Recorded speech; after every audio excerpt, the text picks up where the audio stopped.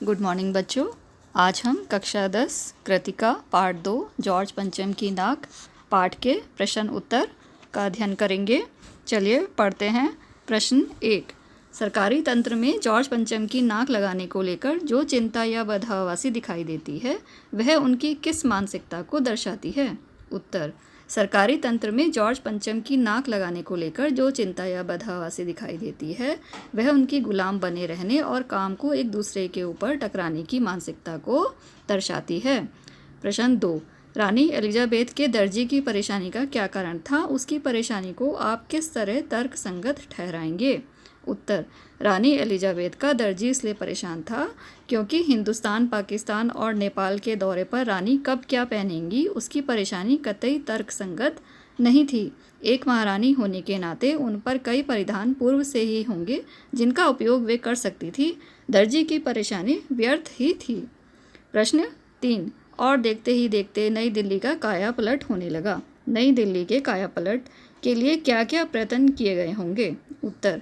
नई दिल्ली के कायापलट के लिए अग्रलिखित प्रयत्न किए गए होंगे। नंबर 1। सभी सड़कों को सुधारा गया होगा या नया बनाया गया होगा। नंबर 2।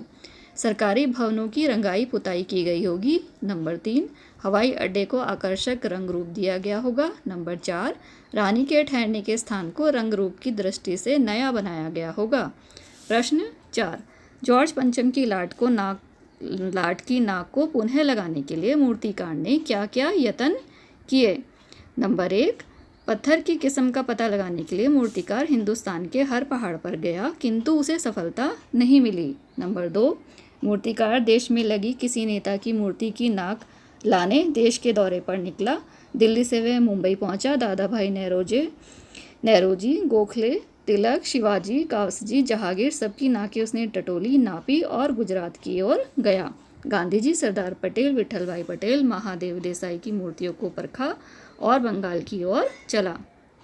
गुरुदेव रविंद्रनाथ टैगोर, सुभाष चंद्र बोस, राजा राम मोहन राय आदि को भी देखा।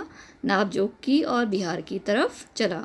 बिहार होता हुआ उत्तर प्रदेश की ओर आया। चंद्रशेखर आजाद, बिस्मिल, मोतीलाल नेहरू, मदन मोहन मालवीय की लाटों के पास गया। घबराहट में मद्रास भी पहुंचा। उसने पूरे हिंदुस्तान की यात्रा की, सबकी नाकों का नाप लिया, परंतु जॉर्ज पंचम की इस नाक से सबकी नाकें बड़ी निकली। नंबर 3। मूर्तिकार ने एक जिंदा नाक लगाने का प्रस्ताव रखा और स्वीकृति के पश्चात उसने जिंदा नाक लगा भी दी। प्रश्न 5। नाक मान सम्मान व प्रतिष्ठा का घोतक है। यह बात पूरी व्यंग रचना में किस तरह उभर कर आई है? लिखिए। उत्तर। नाक मान सम्मान का घोतक होती है। यह बात पूरी व्यंग रचना में उभर कर आई है।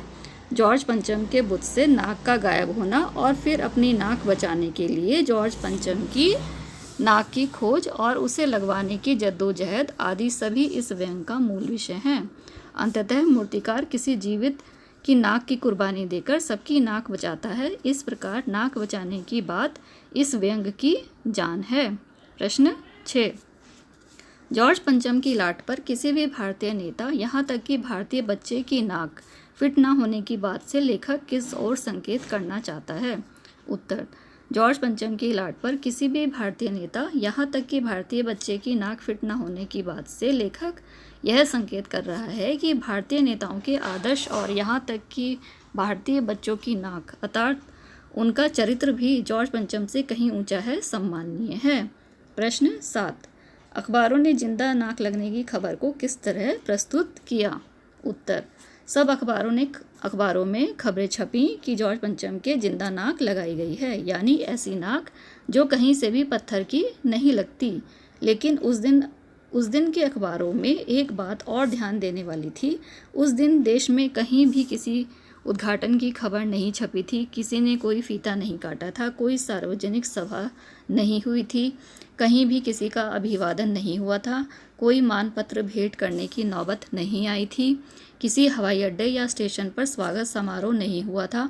किसी का नवीनतम चित्र नहीं छपा था। सभी अखबार पूरी तरह खाली थे। पता नहीं ऐसा किस कारण से हुआ था। नाक तो केवल एक चाहिए थी और वह भी बुद्ध के लिए। प्रश्न 8। नई दिल्ली में सब था, सिर्फ नाक नहीं थी। इस कथन के माध्यम से लेखक क्या कहना चाहता है? उत्तर। नई दिल्ली में सब था सिर्फ नाक नहीं थी। इस कथन के माध्यम से लेखक दिल्ली में बैठे नौकरशाहों की कामना करने की प्रवृत्ति की ओर संकेत करता है कि ये लोग इतने निठल्ले थे कि इन्हें अपनी नाक अर्थात मान सम्मान की भी चिंता नहीं थी।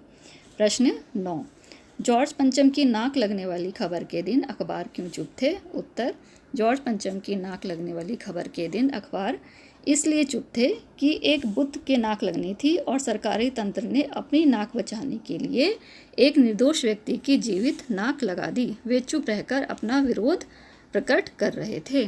बच्चों, आप इन प्रश्न उत्तर को अपनी कॉपी से देखकर ध्यान से पढ़ेंगे और इसे सुनेंगे।